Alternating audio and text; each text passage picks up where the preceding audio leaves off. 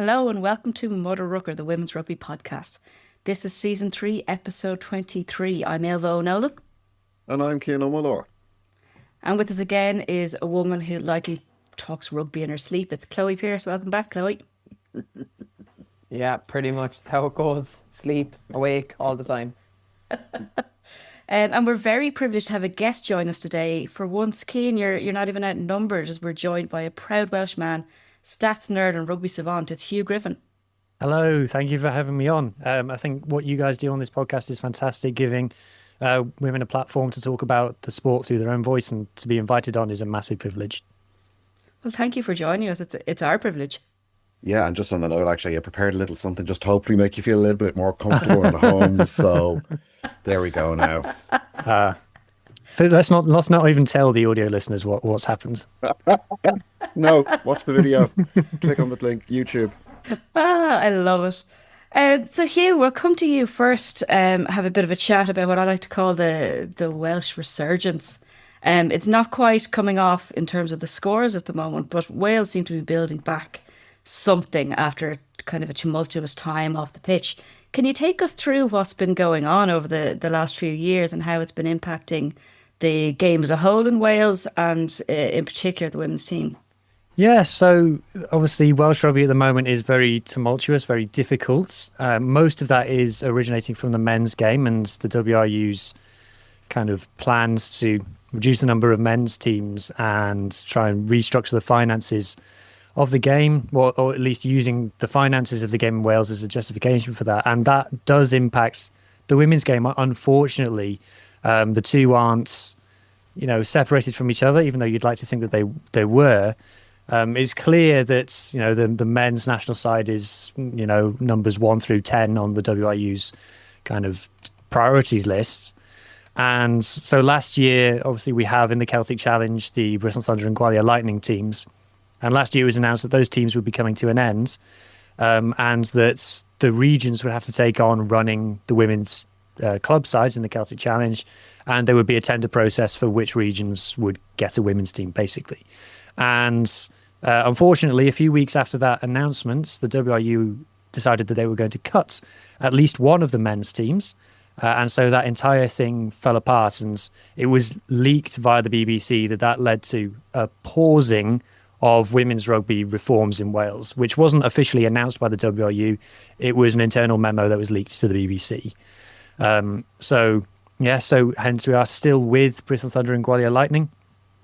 But in terms of the last 6 months or so, honestly, the women's team does feel like a bit of light relief, even despite how awful the World Cup was. It does feel refreshing to not be talking about at least, different nonsense this time instead of the same old nonsense. Yeah, like if you look at the performances of Wales over the last few years, winless Six Nations, winless in the World Cup, a win in a warm-up game. And yet despite the results, there does seem to be an improvement game on game with the women. Sean Lynn obviously took over just a little over a year ago at this point. Is it just something that we need to be a bit patient with? Is it going to come right? Yeah.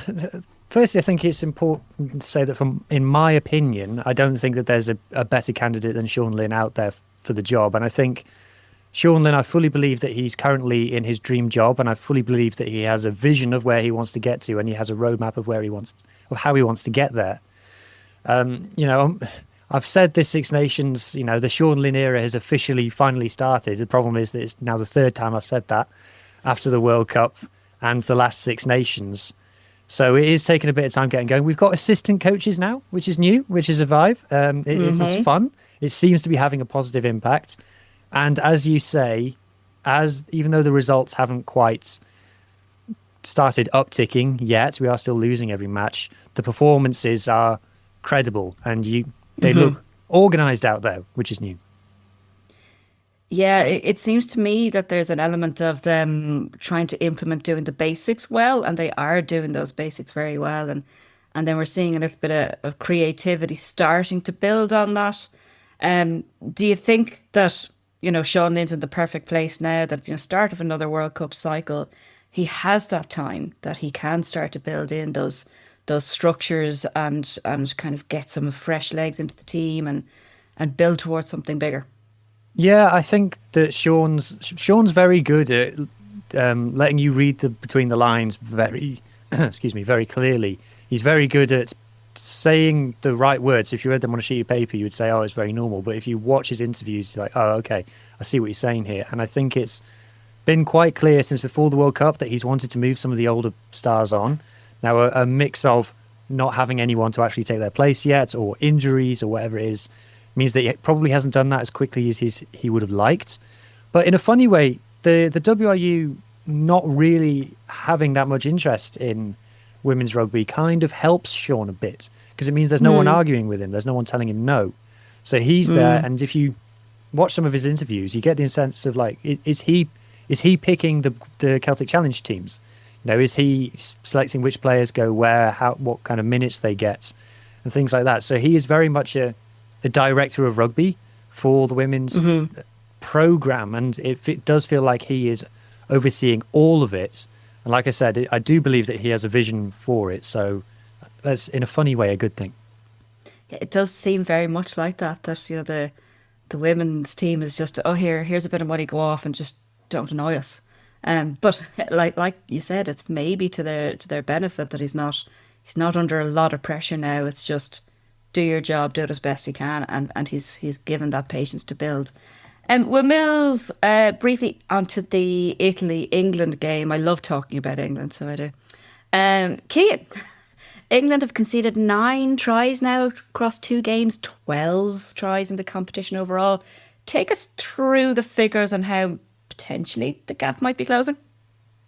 Yeah, it's a funny one. I mean, we were only talking last week about how, it was amazing that a team had managed to take a try bonus point against England for the first time in seemingly a long time, a very rare occasion.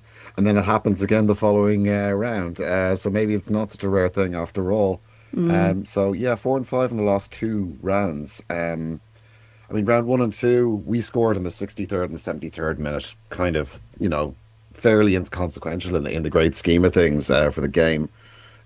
Scotland scored 1 on the 35th minute. 1 try. Again, no one was worried about that. But Wales scored in the 16th minute and then again in the 32nd minute. And round 4, Italy scored on number 16? Sorry, minute 16, 24 and 34. That's 3 tries before half time. Like that's putting decent numbers on what's the top team in the world. So they're scoring against England's first choice players. It's not the kind of the garbage time bench, all of that. Now this a little bit counterintuitive and a little bit related to one of Hugh's recent videos. It's not the tackling. That's the problem. Their tackling success has actually gone up from, what was it, 78.5 in round 2 to 89.2 in round 4. So they're not missing tackles. It's looks more like a breakdown issue for them. Their turnovers conceded have gone 16, 12, 15 and 19. They conceded 19 turnovers against Italy. Wow. That's the most they've given away all tournament. And the turnovers they're winning have been halved. They'd 7 in round 1 and 2, and that was down to 3 in round 3 and 4. So they're obviously there's less concentration going on at the breakdown. Is it maybe that they're kind of having it too easy in the rest of the game, that they're maybe not putting in as much effort in that part of the game? So this is kind of an interesting thing now, looking at them going into the game with France, is that England are operating 15.5 turnovers per game, joint worst in the Six Nations. Who shares that record with them? France. Wow. So the 2 worst ball security teams are going up against each other for a Grand Slam on Saturday. You wouldn't be able to write it. France had 23 turnovers given away against Wales, which was the single worst figure of the whole tournament. So England's turnover problem doesn't make France like sure things or even possibles. It just means that 2 teams with the same vulnerabilities are going to be going head to head.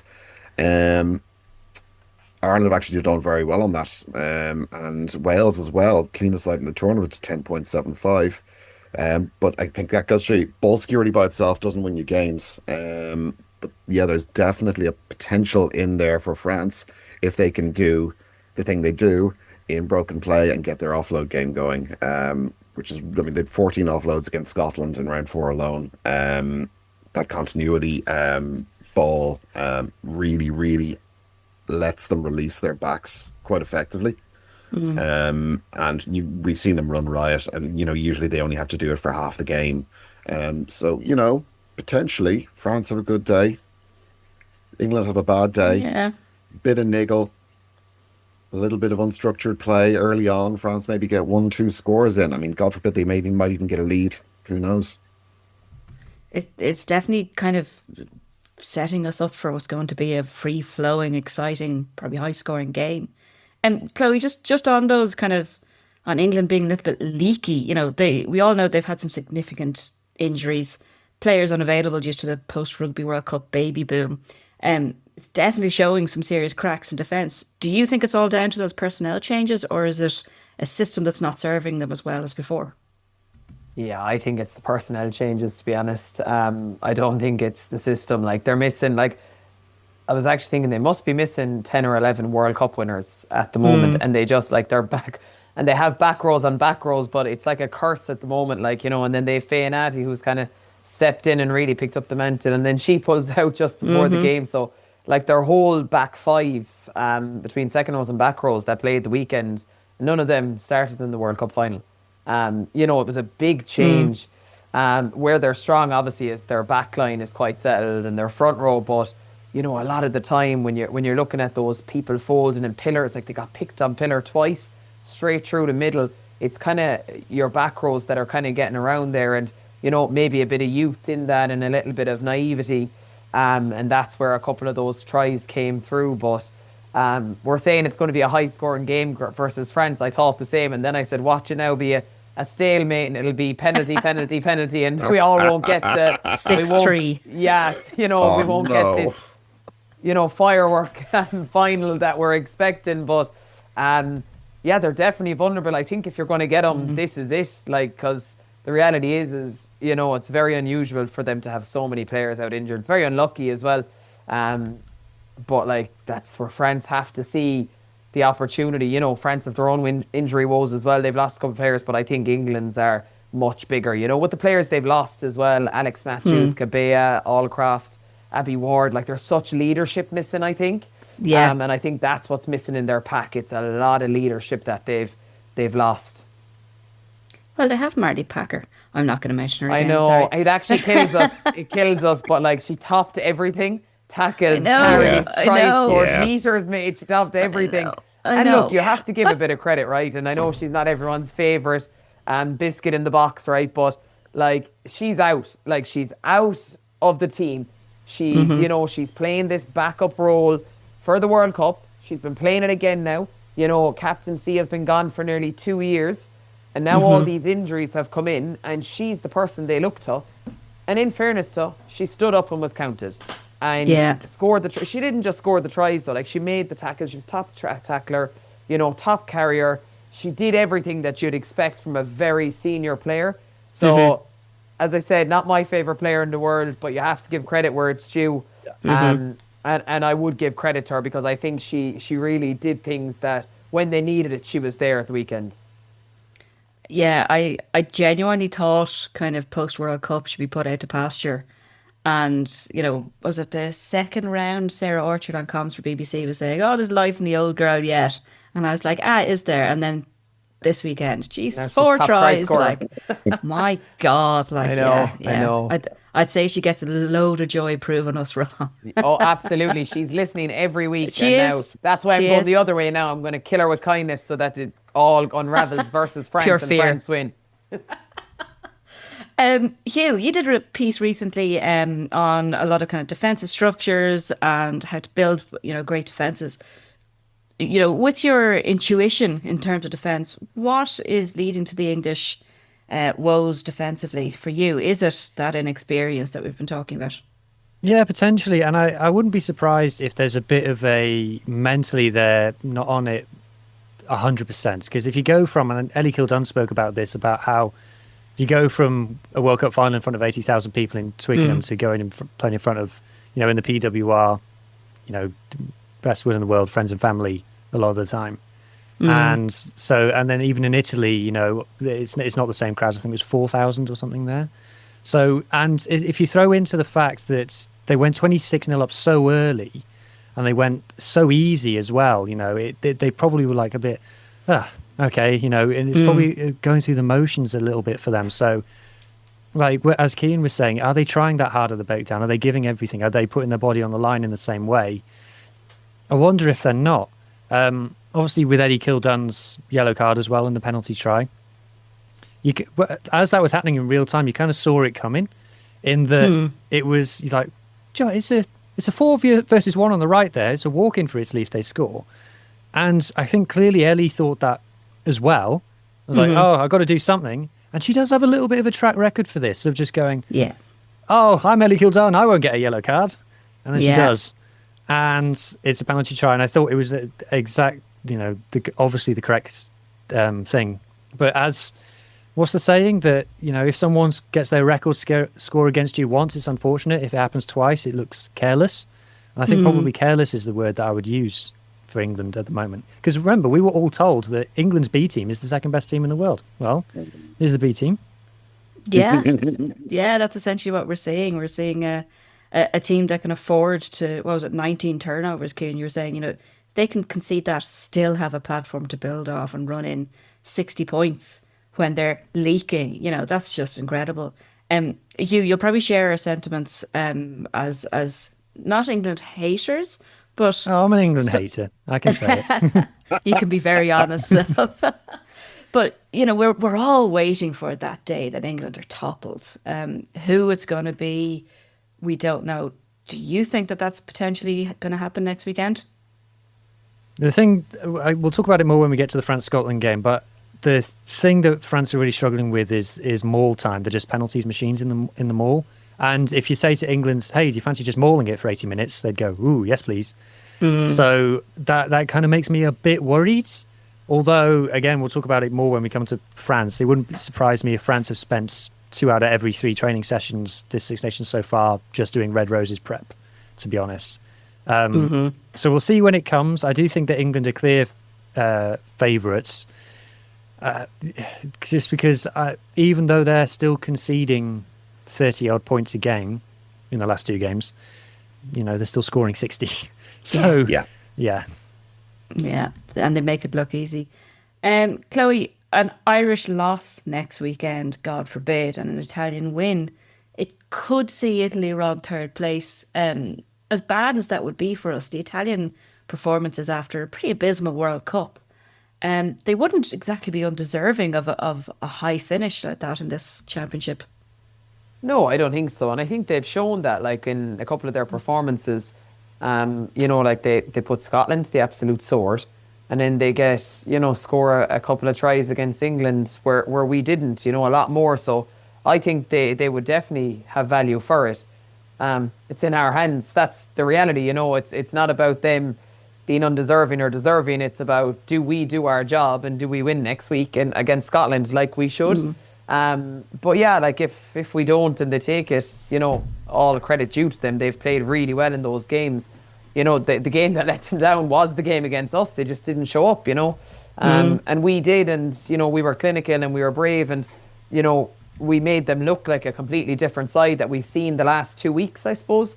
So probably lucky for us that they didn't bring what they played against England against us, or we mightn't have had that second win. So yeah, I think it's up to us. Like, I think there's no reason why we shouldn't beat Scotland unless it goes absolutely early red card, someone gets hurt early, or I think we have to have, and I'm tipping wood now, I'm like, we need to have a disaster, I think, to lose against Scotland. But I think it would be all credit to Italy if they did finish 3rd as well. Yeah, absolutely. We'll look then at the Scotland-France game in the Hive. Chloe, we've been talking all tournaments so far that France are really a second half team, and they can be a slow starting team. Not true this weekend. 5 tries in the first half and only topped by 6 in the second. They opened the scoring after 1 minute. They seem to be coming together and kind of fixing those early woes in the games. Yeah, but as we've already mentioned, the discipline is a disaster, isn't it? Yeah, it really is. Another yellow card in the first half, and that's where, I think that's where Hugh mentioned England will really capitalise. Like, if they give away a penalty at Maul, if they give away a yellow card, England will just, and especially like to lose your captain as well. And, you know, it is forwards, you're losing, you know, extra weight in them all, you're losing people. And that's where England will really, really, really, really put the foot down. So it's just something they have to fix. It's mental, like how they continue to keep carrying on this ill discipline. But no, they were really good. I thought Barat, their fullback, was unbelievable. I thought she, you know, she had a lot of lovely assists. She had a lovely try. I thought she did really well. And then, you know, they just had a couple of big ball carriers in the middle to score as well. You know, from second row as well, 2 tries there. But again, they're leaking tries also. So is it that blockbuster game? I don't know.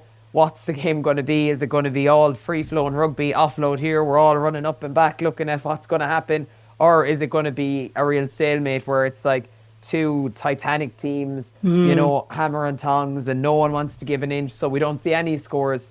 But I do think France have the ability to definitely be up there with England. It just depends, can they do it for 80 minutes and can they keep the discipline, you know, under wraps as well? It does seem to be that, Chloe, there's definitely some similarities between how England and France are playing at the moment. Like Cian outlined, they're getting turned over constantly. France turned over again 16 times. But in saying that, when they get free flowing, 14 offloads by France to 1 by Scotland, 42 defenders beaten.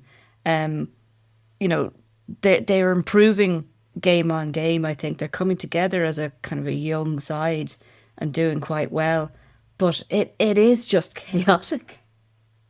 Yeah, and as we always say, any team that has Bordeaux and Seuss is going to be chaotic, right? Because, you know, True. There's structure and there's, you know, let's just play off her and she'll make some magic, and, you know, most of the time it works. But with that unstructured play comes, you know, less people to be in rucks, which is what leads to turnovers as well, right? And then also that kind of unstructured, free-flowing game, you know. And with the 14 offloads, you have, you know, there's always the risk that the offload's going to be intercepted, or that you do one too many, and then, you know, you throw the 50-50s, which is in general what increases the error count. But we know how good they are in unstructured play. The other worrying part for France is their like line out and scrum success rate. You know, they're down in the 80s. England are up in the hundreds for the past game. That's an area as well, like, that would worry you for them. If England bring, you know, all that force, all that power in both those areas, if they cannot compete, plus if they can't retain their own ball, it won't matter about what unstructured play they have. It won't matter how good at offloading they are, because England will march them down the pitch every single time. So they have a lot of work to do this week. It isn't on their unstructured play, we know that. It's not on their ability to beat defenders. We know how good they are in that. It's about, like, their starter plays will have to be really good, because otherwise they won't get the opportunity to do the unstructured bits. Hugh, going back to that kind of defensive structure again, Scotland missed 42 tackles, which by any metric is disastrous for them. It seems like they're starting to kind of hum a little bit in attack. You know, they are putting scores on. There's 4 tries this weekend, all converted. Is the defensive element an easy fix for them, do you think? Or is it something that needs a complete rejig? Yeah, it's, you know, I did my piece today about defence, and I said that, missed tackles is a misleading stat. But when you're Scotland and you're missing, I think this is the second game in the Six Nations, they've missed more than 40. And kind of the worrying thing is that means that they're getting in a position to attempt those 40 and failing. That's the really worrying thing. And if you look at, when I did my Six Nations preview for Scotland, I said, look, they were bottom of all of the physicality stats last year, whether that's like dominant carries, dominant tackles, post-contact meters, or whatever it happens to be. That was Scotland at the bottom of all of them. And it's just carried through into this Six Nations. Obviously, no Ailbhe Gallagher is massive. And she's there, Wafer, obviously. And, you know, missing Emma Orr and Lisa Thompson, that's a lot. Although, you know, I did argue a couple of weeks ago that, you know, one injury shouldn't equal another 10 points on the scoreboard. Really, ideally, is not how it should go. But they don't have the physicality to kind of hold back teams. And you saw, like, Fowler Clough was, I think when they took her off in 55 minutes, I think every Scotland player would have breathed a sigh of relief, because she put in some monster hits while she was on the field. she's having an incredible tournament. But yeah, it's hard to blame the system. And look, with Fuka, I watched his USA team last year, and at times I was like, "Oh, this isn't great." I'm watching where these players are stood and how they're setting up, and I'm like, "Oh, there's some problems here." And you could say like, "Oh, if they were just running through them without getting laying a finger on them," you could say it's a structural issue. But the fact that the players are getting into positions to make tackles and falling off them and missing them, then you'd say there's an athletic issue there. And that's kind of maybe the most difficult thing, because you can't teach someone to be 6 inches taller in a week, and I think that's something that Wales are really struggling with, is that from an athletic point of view is where a lot of the gap is. And I think Scotland, once they've lost a bunch of their top athletes, then it's really the gap between them and the big teams is big in every sense of the words, is significant. Chloe, the stat that probably shocked me most about that game was that France in the entire game only had to make 87 tackles, and yet they conceded 4 tries. It just seems a little bit bonkers that they're having to tackle so little. But is it a good sign for Scotland? They're not getting a lot of ball, but when they are, they're being effective with it. Yeah, and in fairness, as we've already said, like, they were missing Emma Orr. She's a big go forward for them, and Ailbhe Gallagher. Like, they were probably their 2 like leaders in go forward ball between a back and a forward. And now they're down both.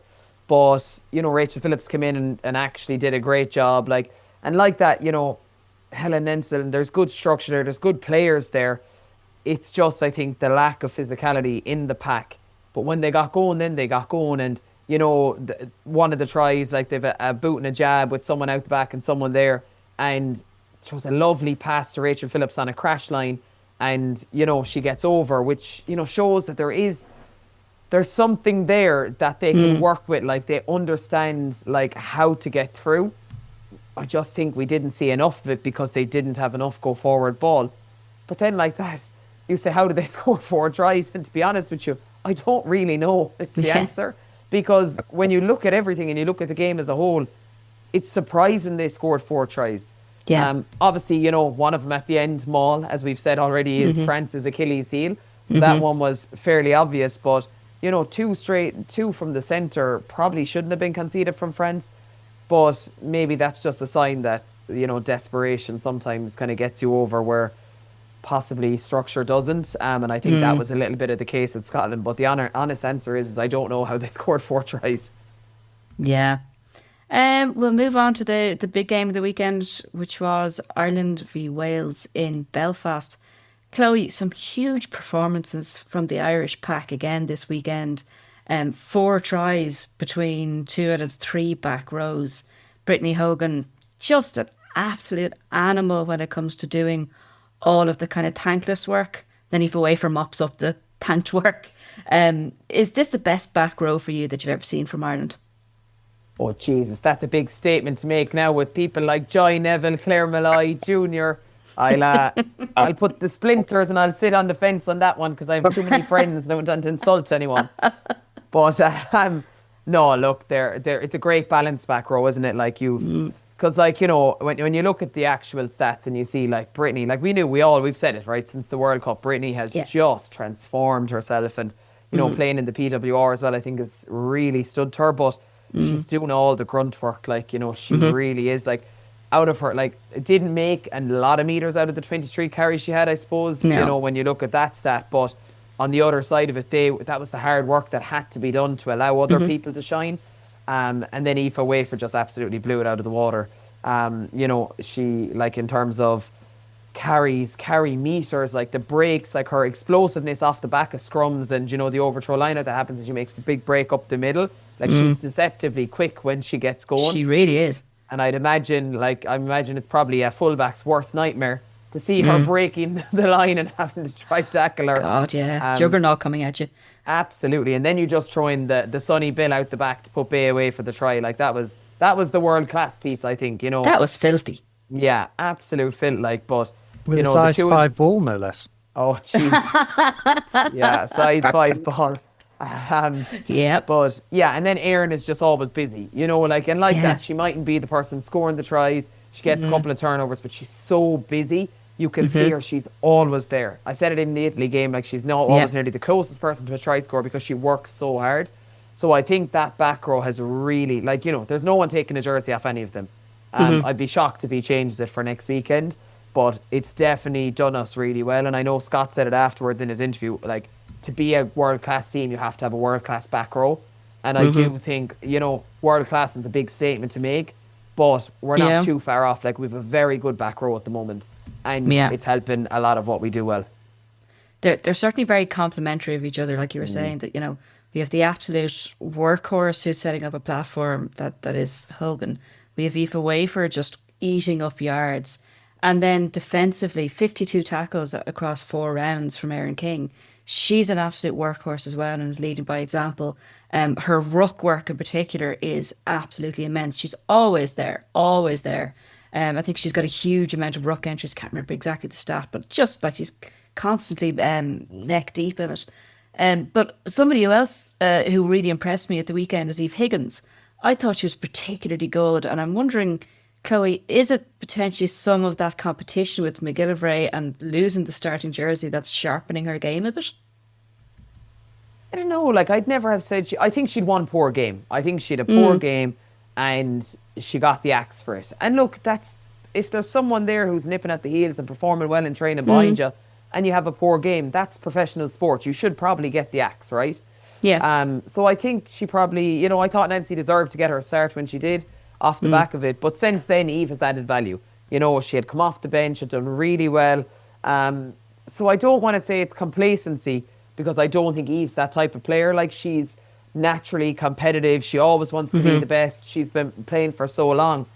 But maybe it was a little bit of a kick up the arse. I don't know, like, but I wouldn't say she's assuming that the jersey was hers and it's complacency, but definitely has, you know, played well in the games. Like, came on last week, did really well, and then the starting this week did really well too to get us over the gain line. And that's what she does, right? And, you know, she's really good in broken play as well. You see it, like, making that big break at the end that led to the last try. But what I'd love to actually see from Eve, because to be honest, when I look at our centres, we've no kicking threat. I'd love to see either of them put boot to ball at sometimes. Because I think there's times we're trying to get the ball to the wing, we've come off 10 and we're running across the pitch to try get it there, because we don't have the length in our pass that, you know, we see. And maybe Meg Jones in England, you know, she throws some whopper passes to get to the wing and kind of conserves the space, whereas I find Eve Stacey floated 12. Yeah, I know. Floated 12. Yeah, but then we lose that go forward again, I think. Yeah. So that's what I think it is. I'd love to see from Eve and Aoife Dalton, like, you know, as they go, because they're still very young players, like Aoife's, what is she, 22? It's scary, like. I'd love to see them develop their kicking. How is she only 22? Yeah, it's mad. I'd love to see them develop their kicking game, so that it adds another dimension to our attack. Hugh, there was a little bit of niggle in that game, none more so than when Georgia Evans drew the ire of Cliodhna Maloney McDonald, holding onto her leg about 3 metres or so from the ruck, and Cliodhna lashed out with a kick. Do you think a yellow card was the right decision there? You could be forgiven for wanting more. It's a funny one to give a yellow, because a yellow suggests that it's been mitigated down for some reason. I mean, it was a bizarre TMO call anyway, because the refs saw it in real time and penalised it. She stood right there. Yeah, she stood right. She's seen it, she's penalised it, held her hand up and moved on. And then the TMO's gone, no, I think that's probably a case of the TMO going, I think you've undersold this a little bit. That might be kind of ref code for, I think you need to give a harsher sanction here. And, you know, we unfortunately didn't get, at least the feed that I was watching didn't have much ref mic on it, apart from when it was being piped through the stadium. So we don't know exactly how the full conversation went, but it's one of those where if it's anything, then it's a red, arguably. Because if you're saying that she's turned around and kicked someone on the floor for, you know, an act of reckless foul play, then you can't. What is the mitigation? You could say, oh, it's not struck the head, or it's not, or whatever it is. But that's one of those where you're punishing outcomes rather than actions. which is something Yeah. that rugby does. It's in rugby rules. It's not just this. It drives me mad. So I didn't get that wound up about it, considering, but it's one of those where you think you could argue if it's anything, it's a red. Looking at it, I instantly just thought that's a red for me. If it's the other way around, I'm screaming a red. Yes, George Evans shouldn't have been holding on to her, preventing her from getting to that next ruck. It was cynical. That's irrelevant to what Cliodhna Maloney McDonald did then. She made the decision in the heat of the moment to turn around and kick somebody rather than try and shove them off or pull her leg.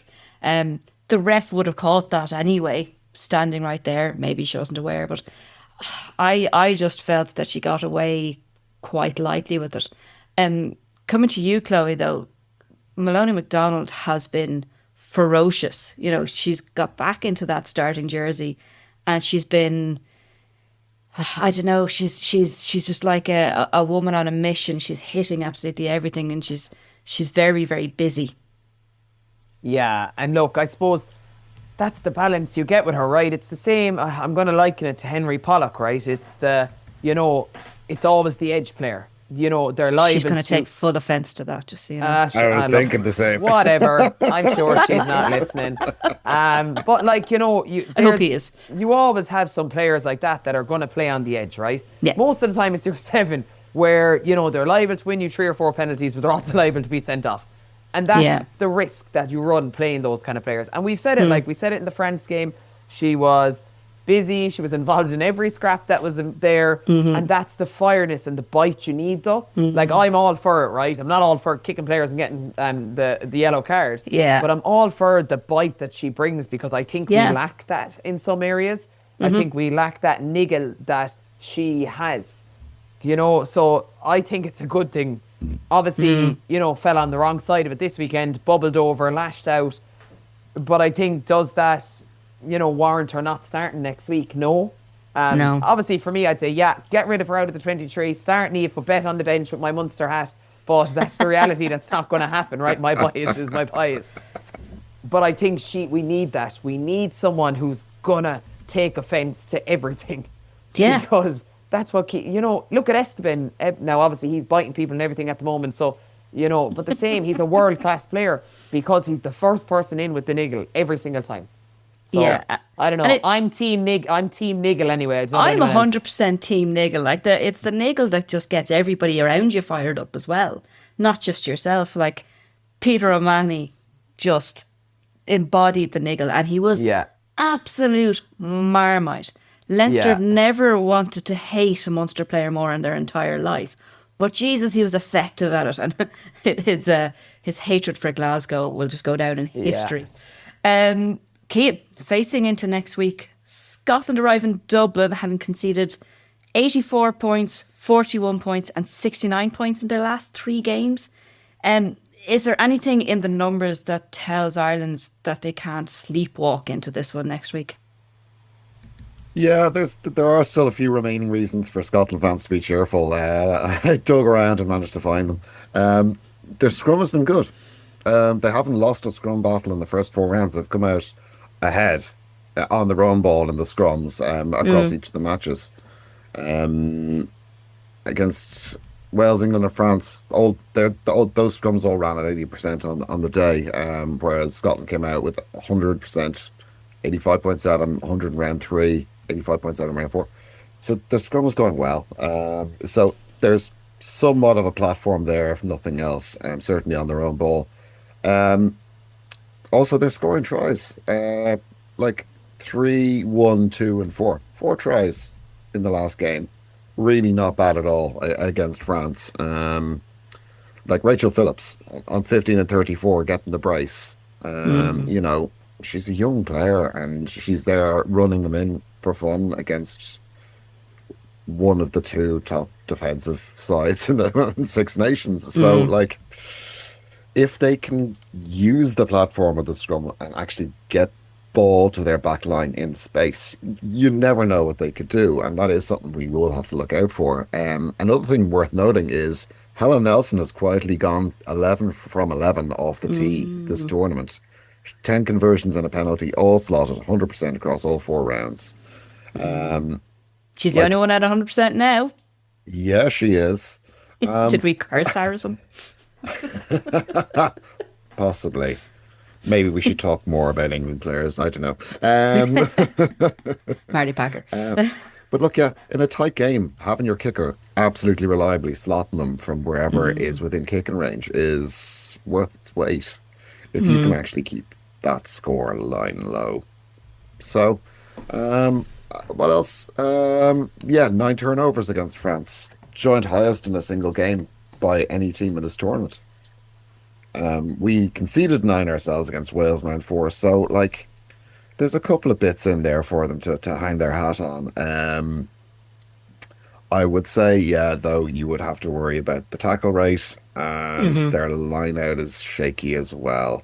So if they can keep away from those elements of the game as much as possible and put something together based on what they've been actually really achieving, they could actually give us a bit of a scare.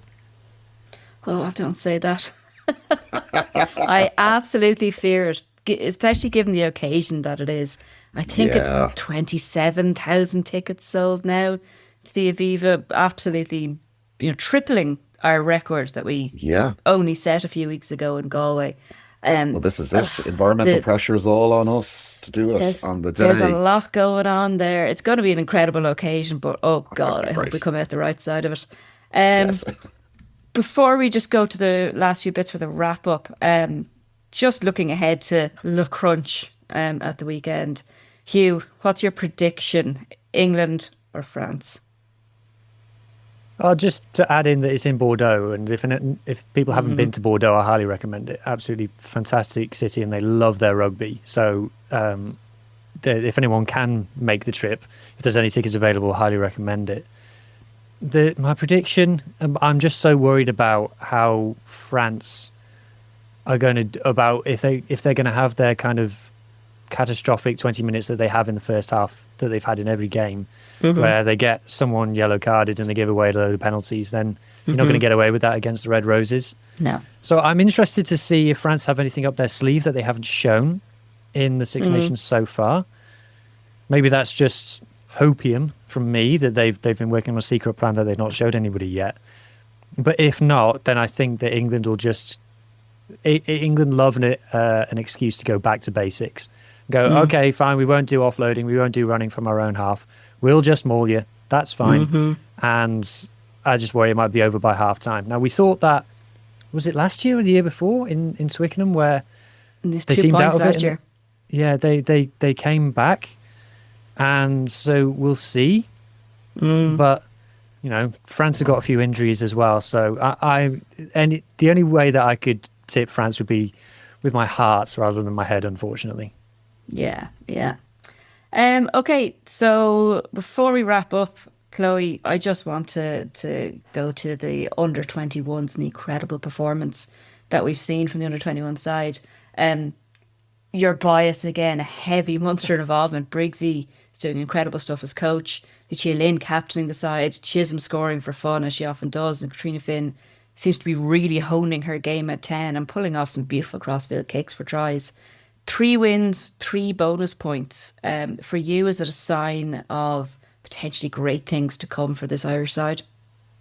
Yeah, it is. And look, isn't it a step up? And it's a leap path, I suppose, from the 18s or AIL or Interpros to the senior game, which is brilliant. You can see a lot of players named in the original Six Nations squad that, were young enough to drop back and play.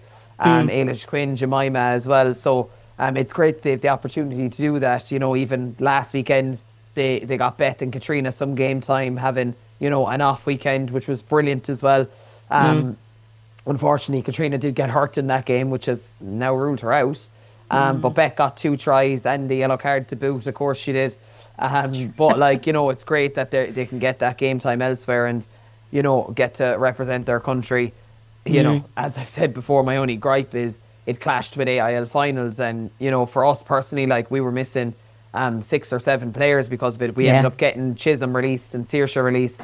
But I'm like, why can't we have all of our fun and, all these competitions and align them in a way that allows players to play every week and play with their clubs, play with Ireland under 20s, you know, play for the Interpros as opposed to, you know, getting pulled from their clubs and out of the league. But look, that's my personal gripe that I always have. But yeah, no, great for Lou, you know, captaining the team to 3 from 3. A lot of Munster players in there, definitely. But some other great players coming through as well. Like they've capped a lot of players as well. Some Connacht players in there. You know, the rumour is this Interpros, all internationals are going to be released. So it'll be very interesting now to see how that fares out this year. And I think Connacht will get the benefit of that the most, if I'm honest. Yeah. Definitely a couple of young players there. Ella Burns, Jemima. They played last year, but I think they have a lot of rugby under their belt this year now.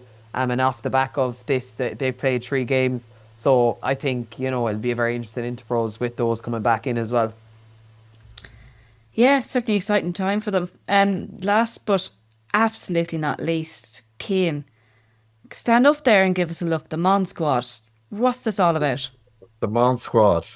Yeah, this was an occurrence, well, a happening. Jesus, I don't even know how to describe it. It would just kind of spontaneously happened. It was when the bench was, I think, being emptied against Italy. Someone on one of the group chats called them the Mon Squad. I shared that on the Her Sport group, and it absolutely blew. People loved it. Absolutely loved it. Next thing I knew, I was designing T-shirts and trying to set up an e-store, and it kicked on another gear then when Jack Murray had a photo of all of the subs waiting to go on, and someone did a stylized version of it, and then it was like, oh, can you include this? And yeah, sorted all that out as well, and it got included into it too.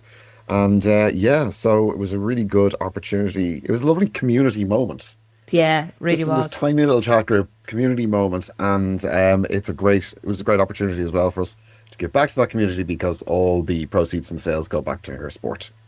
Yeah, So and Her Sport Foundation is a great cause. It's really working hard to improve women and girls' participation in sport, and they're doing stuff in schools and stuff like that. So it's great. So if anybody wants one of the Mon Squad T-shirts, hoodies, Jesus, I think we got everything at this point. We've had demands for kids stuff. We've had demands for sleeveless. We've had demands for absolutely everything at this car point. flags, that was my favorite. Car flags, yeah, Car yeah. flags.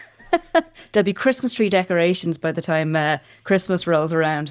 But yeah, if you're looking for one, there'll be a link in the show notes. Also, just Google MudderRucker shop, top thing on Google there. And your purchase is for a great cause. So yeah, no harm in picking that up. So that's the episode for this week. We're looking ahead to round 5 next week. The last round of the Six Nations. There's lots to win, lots to lose next week. So it's going to be an exciting game. Chloe, thank you for joining us as ever with your wisdom. And Hugh, an absolute pleasure to have you and your insights. I feel like we're a little less biased with you around. So thank you very much. My pleasure. I'm proud to offer a service. It was great to have you. That's all for this week. Keep on rocking.